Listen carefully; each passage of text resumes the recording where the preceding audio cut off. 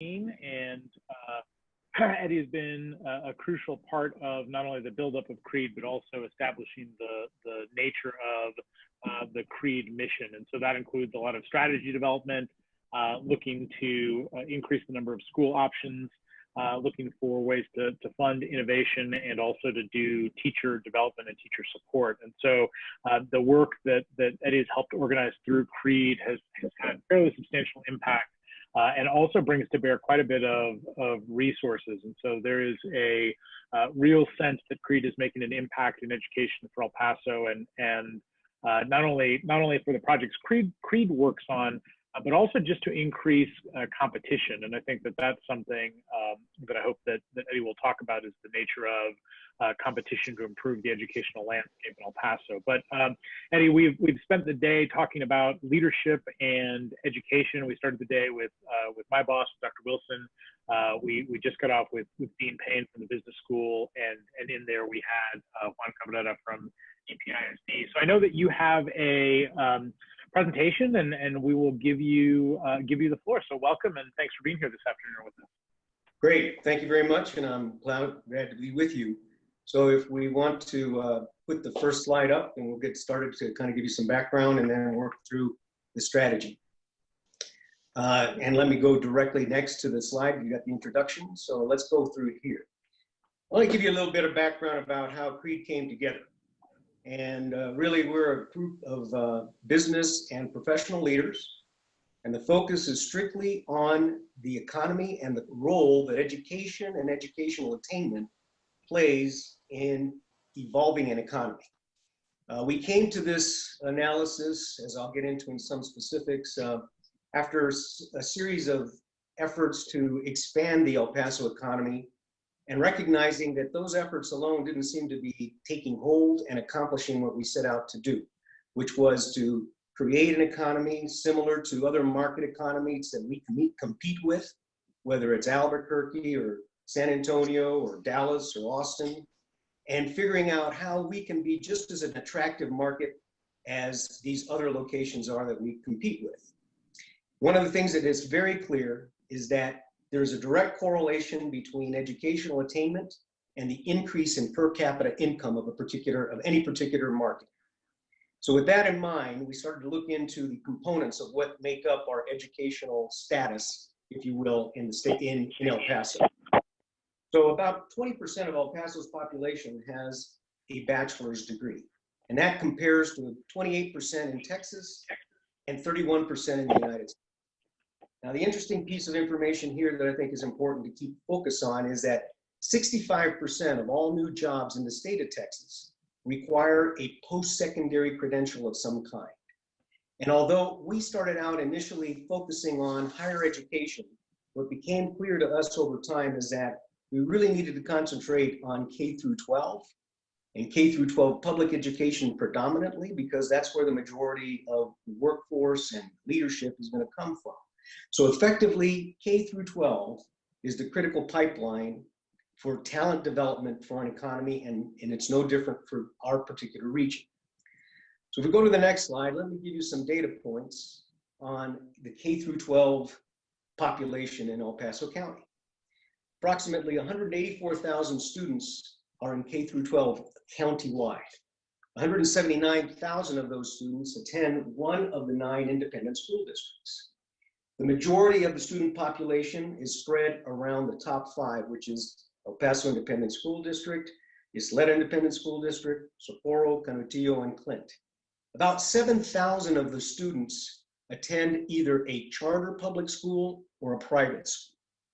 74% of these students are what is considered to be economically disadvantaged when you compare that against the state average of 59%, and that 27% are English language learners, where the Texas average is 19%. And I share this information with you because this is the kind of assessment that we made to determine what is it that we're going to need to do in order to elevate our situation with respect to the demand side of the economy with the supply side of our resources, predominantly in the student population in K through 12. One of the things that comes through, if we go to the next slide, is that timely completion of post-secondary education is essential.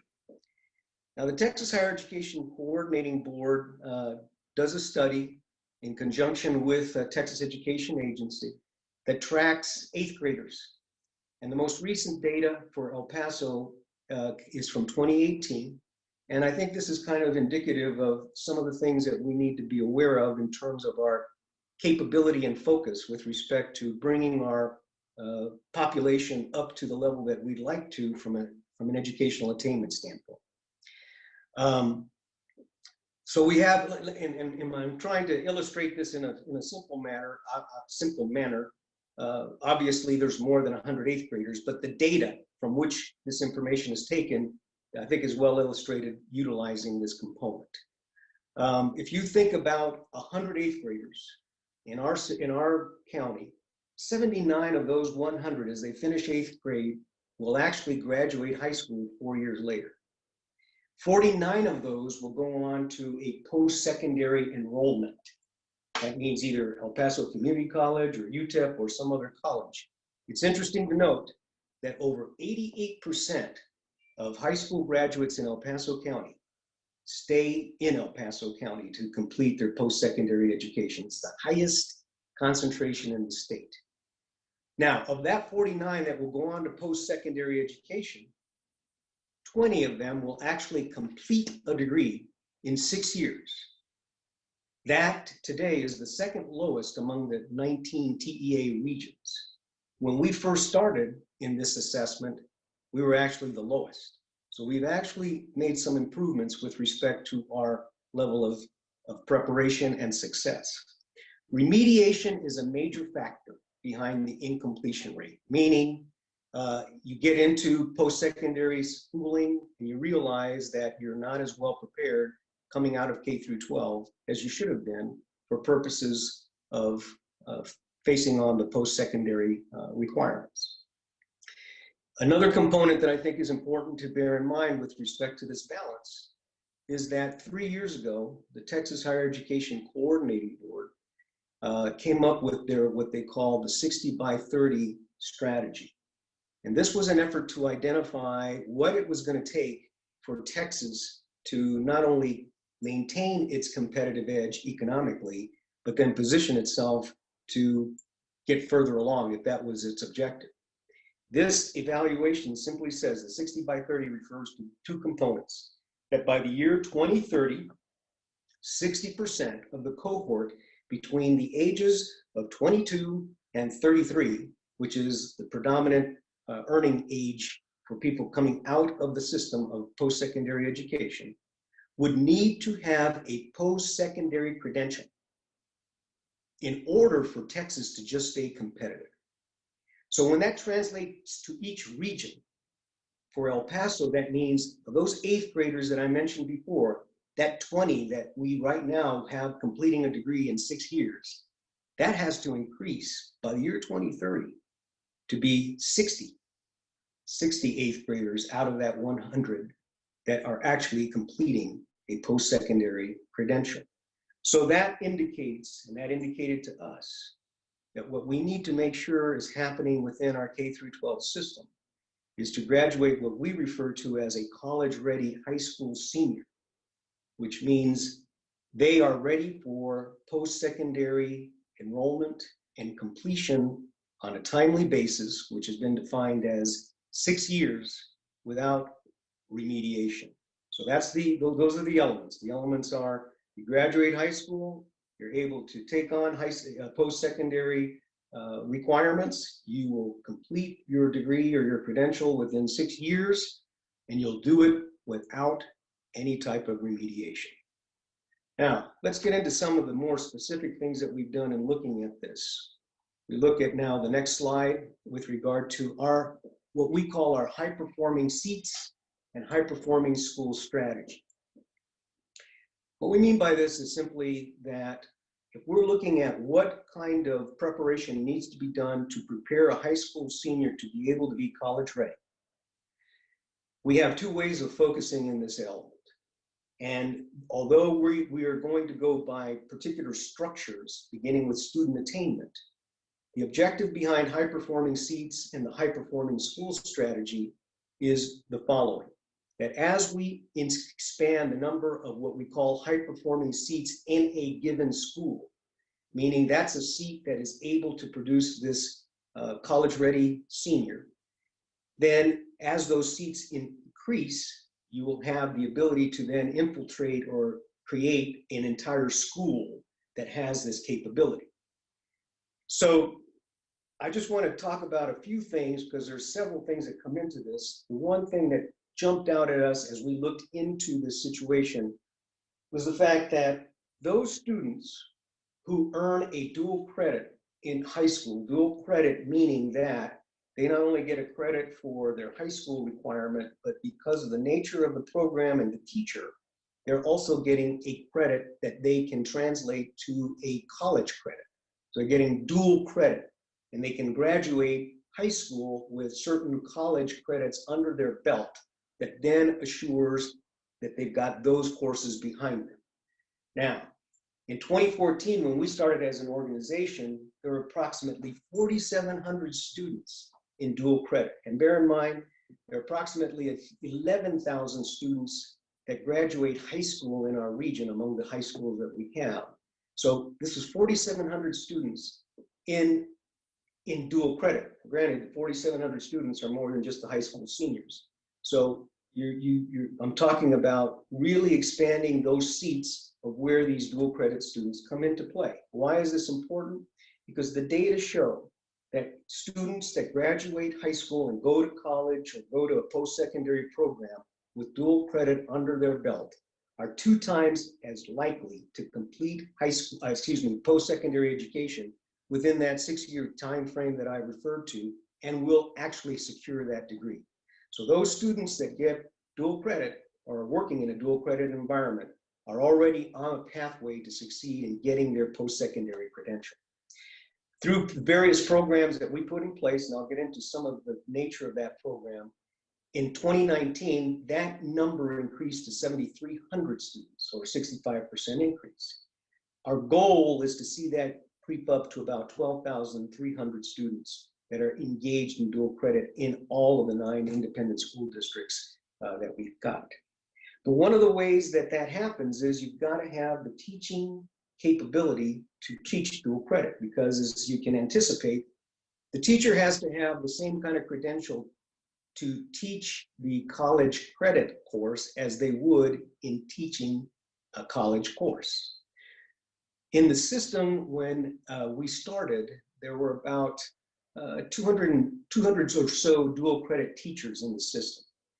And when we inquired of the system superintendents, can you not encourage more teachers to get their dual credit credentials so you can expand the number of seats and the number of courses? They said, yeah, we've got several scholarship programs, but for the most part, teachers have to wait to get reimbursed for their completion. And so that seems to be an impediment to their success.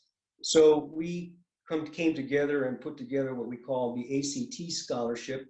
It's a CREEED scholarship. The ACT refers to the Acceleration of Certification for Teachers scholarship, with the sole objective of expanding the number of dual credit teachers. We set aside about $1 million, and we have, over the last 3 years, effectively come close to doubling the number of dual credit teachers in the system. And we hope that by the year 2023, our efforts will produce about a total of 500 dual credit teachers in the system teaching dual credit programs.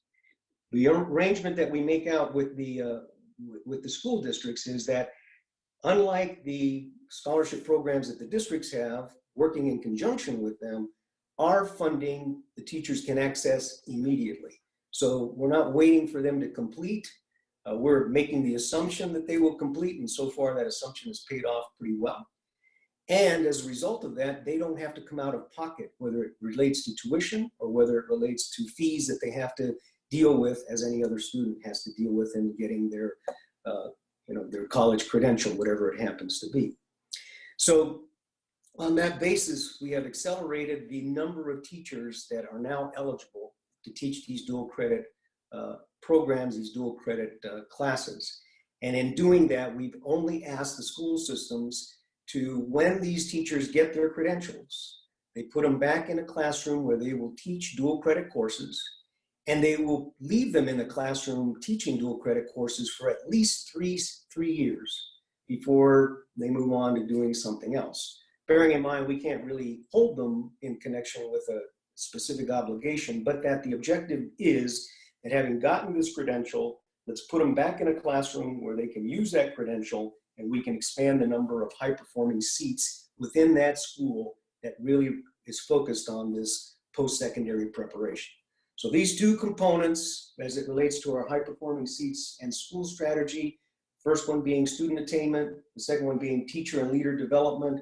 These are the first two tiers of a four-tiered approach that we take in trying to create this high-performing seats, high-performing school strategy.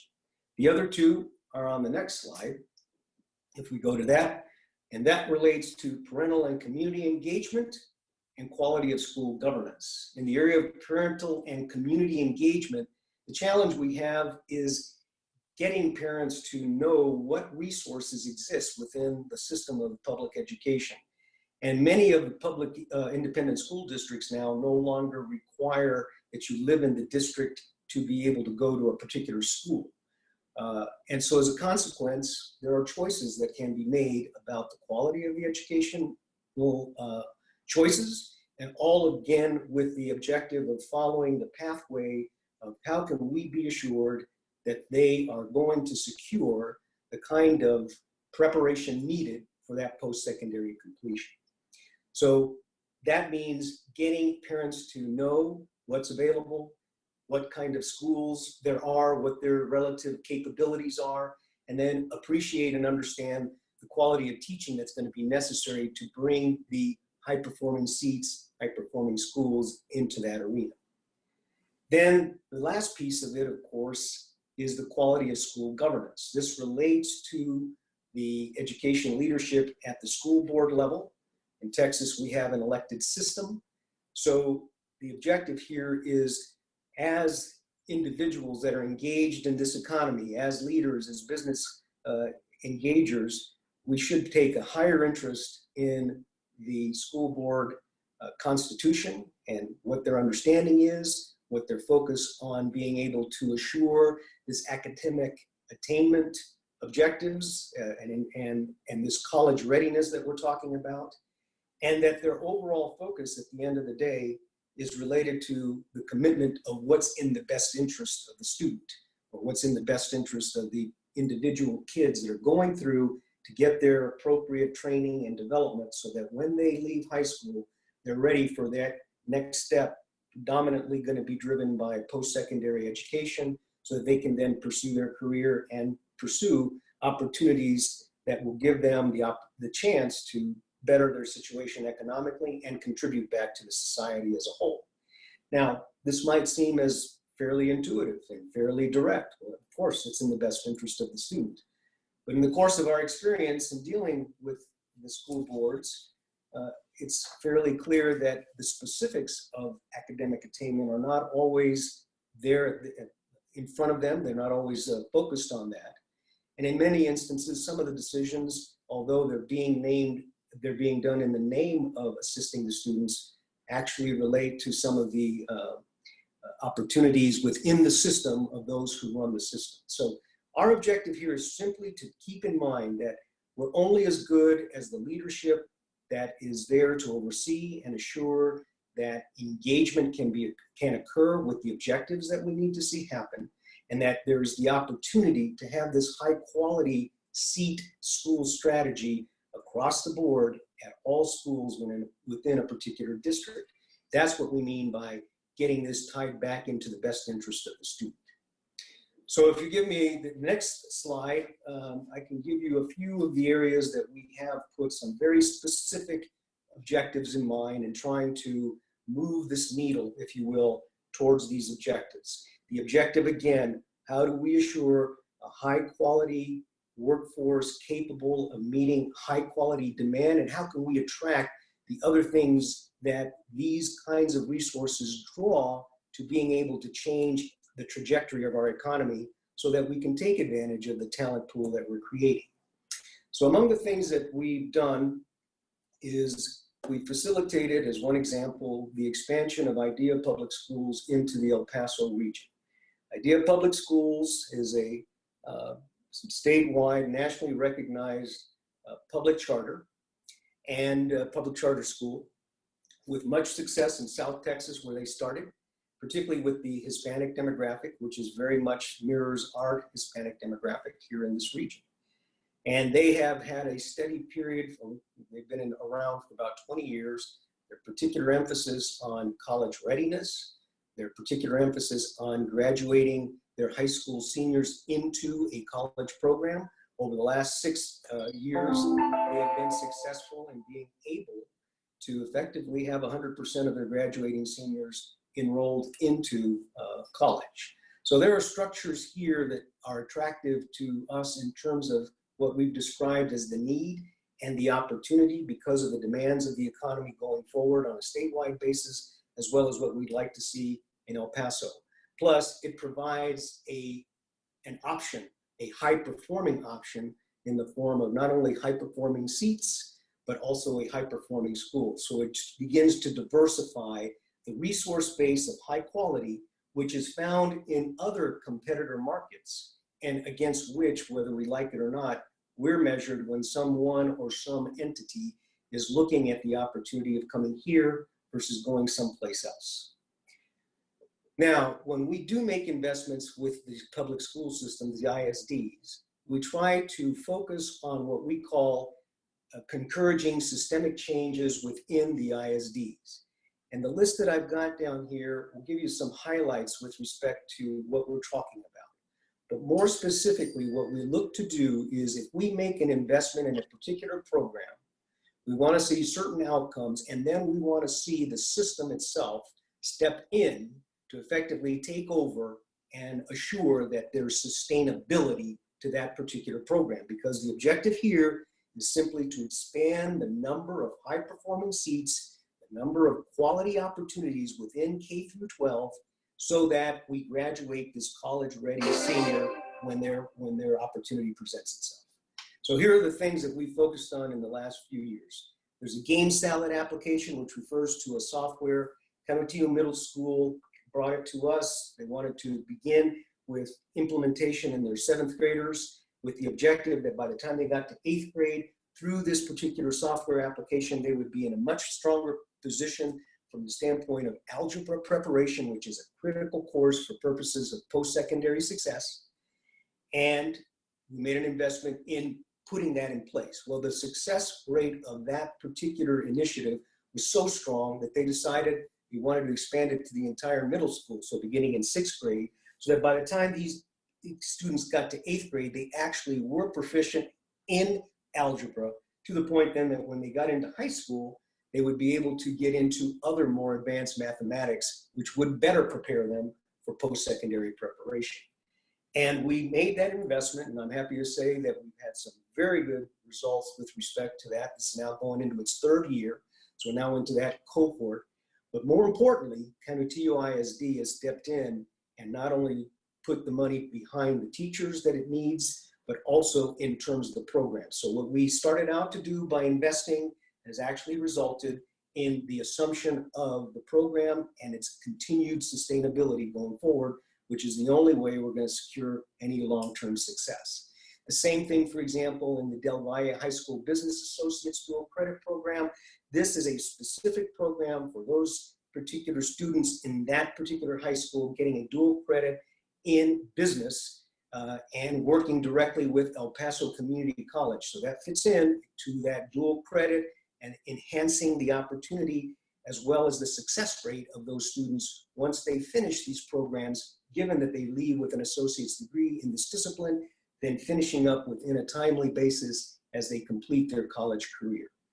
In APISD, this is not something we've invested in, but it is something we've advocated for and assisted in, this system of grade schools at the Bowie High School campus, which what they've done is through a series of 3 distinct academies within the high school structure, they've begun to direct or create opportunities of innovation in terms of school programs that will emphasize whether it's science or technology, engineering or math, which are the predominant areas of high demand, and getting these students to pursue thinking a career that then puts them in a position to effectively move into that kind of career path once they get out of high school and ready to take on their disciplines in college in reference to those particular disciplines. This is an initiative that's been pursued by the Texas Education Agency. They have supplied the initial money with respect to getting these programs off the ground, and it is a very strong point of innovation. It remains to be seen how well it does, because it's now going into its second year, and of course we've had this interruption with the virus, so it's going to be hard to assess yet how successful that is, but it's on a very similar track to the idea that I've just mentioned to you regarding high-performing seats and the high-performing school strategy. The Girls Who Code clubs, some of you may be familiar with them, but this is an opportunity that started in the Silicon Valley to try and encourage girls to consider a career in technology. And so we funded 3 different clubs in El Paso Independent School District, Isleta, and Canutillo, where they have created, through the assistance of this group, initiatives to help girls look at opportunities to consider a technology career. Then our teacher residency initiative through US Prep and Utep College of Education. This is an expansion of the teaching process, and it gets back to that second tier that I mentioned before regarding teacher development as it relates to teachers that are coming out of the College of Ed. They normally have a very short term, 6 or 7 week period where they have some student teaching. The concept here is US Prep has put together, and what we've invested in to support is indeed a full 12-month residency program where teachers would effectively, during their last 2 semesters, work inside a particular independent school district with key proctors geared to effectively put them in position so that when they graduate, get their credential, and go into the classroom for that first job, they're in a much stronger position because of the exposure that they've had to this entire 12-month or 2-semester cycle. And the particular component that's put in place here is the stipend that allows these individual student teachers to effectively put their full-time attention into this kind of a program without having to be concerned about having to work at the same time because they've got to put some, take care of their basic needs. So this is the objective behind this. It's into its, it'll be completing its first full year, and we've gotten some additional funding that should help us expand that, and we should be able to see some really positive results over the next 3 years with respect to this high quality teaching capability. The other 2 things I'll mention very quickly is that we're involved, some of you might be aware, HB3, which was the financing investment made by the state of Texas, really tying it to outcomes-based and putting that emphasis similar to our emphasis with regard to college readiness, so that there's additional monies that are available to the independent school districts for particular programs, whether it's in college readiness, whether it's in military readiness, whether it's in career paths, but it is based on specific outcomes for specific demographics, and it's intended to put more money into the school systems that have less resources, of which El Paso is certainly, all of its school systems meet that criteria.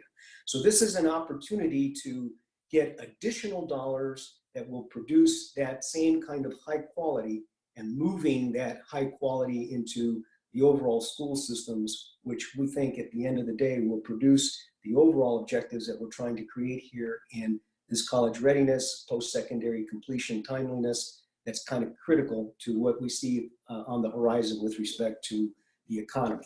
The last thing is relatively new. We're still in the process of developing, but we have put together and achieved what we call our Achieve Scholarship initiative.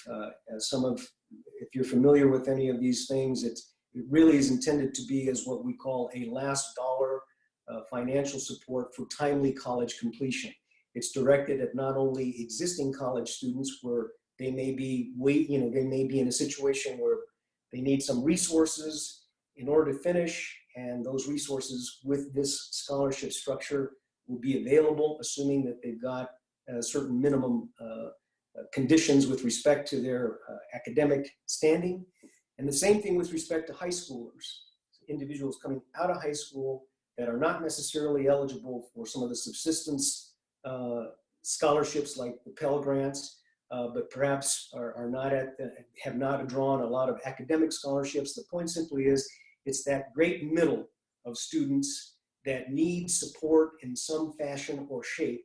And it is, after all other resources have been exhausted, this is a resource that we hope to have available to support them and to help in this timely completion of post-secondary education. So with the last slide, I'll just simply summarize. I know I've covered a fair amount of stuff, and I'll be happy to address any questions, but our major emphasis, particularly from the standpoint of CREED, is this. Fundamentally, what we've learned in our capacity is to appreciate the point that we all have to be interested in the functionality, the quality, and the capability of K through 12. Whether we have children in the system today or not. I know many of you are young people, so you probably aren't there yet, but the point simply is this: as community leaders, we need to be interested and invested in this value chain and make sure that it is actually producing what we need for it to produce and assist it in that effort, because this is our highest and best chance to effectively have the preparation and the capability and to make the changes over time in our economy that we need to make if we want to be able to put ourselves in a position where we can compete with other markets that we say we want to compete with. And so the other point of emphasis is that whatever changes and engagements we pursue, we need to make sure that they're systemic. It's not opportunistic. It's not at the edges. It's not at a particular one-time shot. It is something that really adds to this objective of creating these high-end, quality performing seats and schools so that our choices for everyone become that much stronger over time. And finally, the way outsiders look at us, whether we like it or not, is a big part of how successful we're going to be in terms of drawing others to the opportunities that we think we have here. So over time, the expectation is we move this needle on educational attainment, then we should be able to change the reputation that we have and pursue a reputation that reflects the kind of excellence in the talent development that we're intending to try and create with this opportunity. So those are the major things I wanted to cover this afternoon, and certainly expect that there are some questions, and I'll be happy to address those as need be. Eddie, I went ahead and sent you the questions that were in the chat that some of the class had. Okay, let me see the chat. Let's see.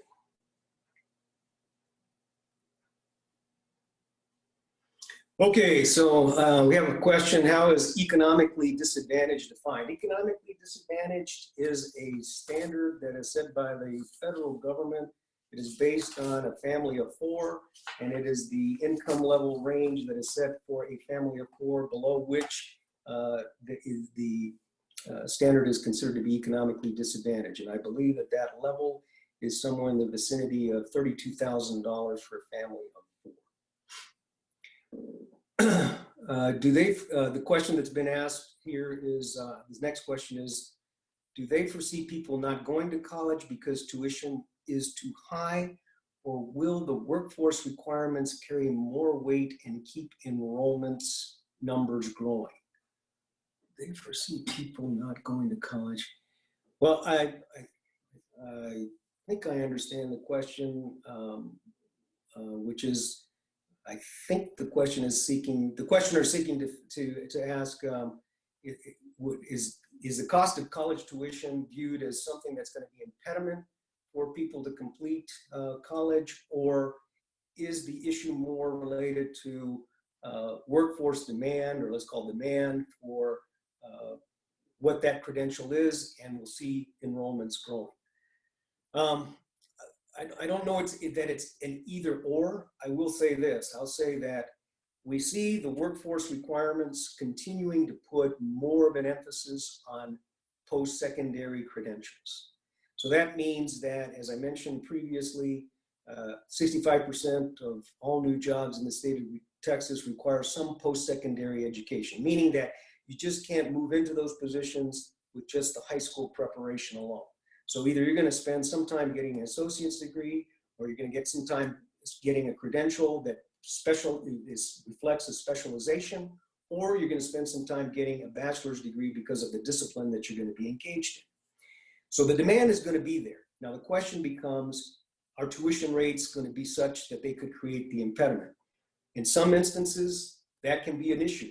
One of the things is that with the Achieve Scholarship that I mentioned here toward the end, we're trying to figure out a mechanism where that doesn't become an impediment, because the need for workforce capability is there.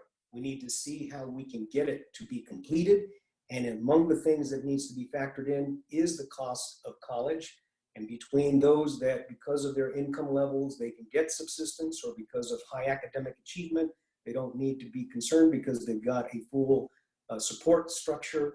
This effort by the Achieve Scholarship, which has not been funded yet, but is in the process of being put together, is intended to try and meet that particular middle demand where you can avoid this kind of problem with regard to tuition being a process that will change. So the next question I have is, why not invest directly into improvements in the public ISD schools with existing infrastructure and student bodies versus investing into charter schools? Well, here's the way that we look at it, whether it's something that people want to accept or not. The situation is this, and it's the reason why I said at the end that we need to understand that the way we're looked at by others outside is just as important as the way as we look at ourselves. When we look at all competing markets have a variety of resources in their public system of education, charter schools being one of them. And charter schools provide a particular approach to public education. And if they are successful, and they are highly successful, it's something that produces an enrichment into the options with respect to your choices. And choices are an important element in terms of not only being able to deal with the chances, whether it be in a particular emphasis of education. If you think, for example, in the traditional public ISDs, there are magnet schools that have a particular pathway. Those magnet schools realistically need to expand. They need to incorporate more students, and their knowledge of and the knowledge of their resources and their success needs to be out there, so that parents can figure out, here are the things that I want to consider. Here are the choices that I have. These choices are all publicly funded, and this is a good thing because it provides me an opportunity to pursue economic choices or educational choices that could lead to economic opportunity. And I'm not constrained by the fact that if I want to pursue a certain area, I may have the choice of only a private school, and a private school is not something from a financial standpoint that I may be able to take on. So in that respect, these choices I think are important. The fact that you have some resources that are competing are also good things in that respect for improvements in education. And we've seen that in just the short time that we've seen the presence of IDEA vis-a-vis the ISDs, everybody moving in the direction of showing that they're just as good as everybody else. And in the end, I think that that's a good thing, and that benefits the students at the end of the day. Let's see, the next question I have is, how do you overcome the pushback you will get to implement these IDEAS schools? The school districts are very territorial. It is true that the school districts are very territorial. They guard their student base as best as they can, because that's the source of their financial resources. But I think that when you look at what we're trying to do collectively for the benefit of all students in the system, the more enriched choices you have that can meet the requirements of what you're trying to produce, I think the better you're going to be at the end of the day. And those things over time tend to engage themselves in a way where students and parents alike know that they have a series of choices that work to their betterment and that puts them in a position, which is what the system is geared to do and what we want to see happen, where they've got as good a chance as anybody to do any of a number of things that they want to do from a career or professional development over time. The next question I have is, when goals are very quantitative based, we tend to focus very much on testing scores. This way of testing all students can be limiting and accurately determining the success of students that perform better in other forms. Do you see this as an obstacle in the 60 by 30 strategy and CREEED goals? I think the question is touching on whether the component of testing which is not a perfect component, but is a way of quantitating student improvement or student standing, if you will, from an academic standpoint, whether that unfairly limits performance opportunities in a way where it may keep somebody from getting to that next level. And therefore, is this going to thwart the 60 by 30 strategy and CREEED goals? I think that that's what's being asked. I mean, if it's not, that person should send me another chat question and I'll try and clarify that. We do know this, and you know, as humans in particular, the ability to assess our standing in terms of learning and functioning is an imperfect art because we're all different. But the fact is that in order to, from a societal or from an engagement standpoint, we've got to have some kind of measure, as imperfect as it may be. And yes, I know testing scores are one of those measures. But as it is, and the 60 by 30 strategy and our particular emphasis with respect to the post-secondary preparation that needs to be created, I think they overcome all aspects. You still have the testing, I can't get past that, but the level of preparation that you get, and that's where I think that the dual credit comes into play in a big way, as well as advanced placement courses. That preparation is really what tells the difference. There are some institutions that really put less, and over time we're seeing that less emphasis is being placed on testing scores, whether it be the exams that people take to assess their standing for college readiness in connection with the ACT class, ACT tests, or the SAT as an example. Some colleges, you know, Utep in particular here in our backyard, don't put a lot of emphasis with respect to these kinds of tests. So they take a holistic look. And even in those instances where testing is measured, it's not the be all or the end all for most decisions of admissions. But testing, whether you know, at some level, is going to be, I think, with us for a period of time, if not forever, unless we find some other better quantitative measure to at least assess the potential for what that opportunity of success is. And we all know it's imperfect, but at least it provides a means. And as we do know, more and more institutions, you know, take a more comprehensive view to how they assess success opportunities for people coming into their systems out of high schools. I think that's the last question I have. So barring anything else, I guess that completes our session. I hope it's been helpful, and I hope that you learned something from this, and that as future engagers and leaders in your various capacities, you recognize this is a very important piece of our infrastructure and our societal success down the line.